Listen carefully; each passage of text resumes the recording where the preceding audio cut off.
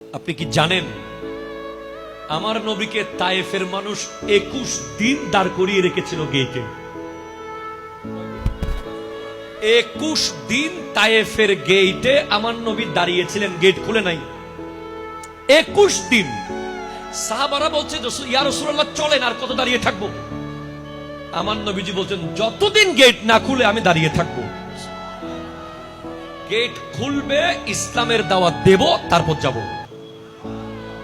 তারপরে আমার নবী যখন গোটা মক্কা বিজয় করলেন, গোটা পৃথিবীর শাসক আমার নবী যখন গোটা পৃথিবী নিজের কবজায় নিয়ে এসেছেন, আল্লাহর দয়ায় বদরের যুদ্ধের পর, আমার নবী উহুদ যুদ্ধের পর, মক্কা বিজয়ের পর চাইলে তায়েফের মানুষের প্রতিশোধ আমার নবী নিতে পারতেন।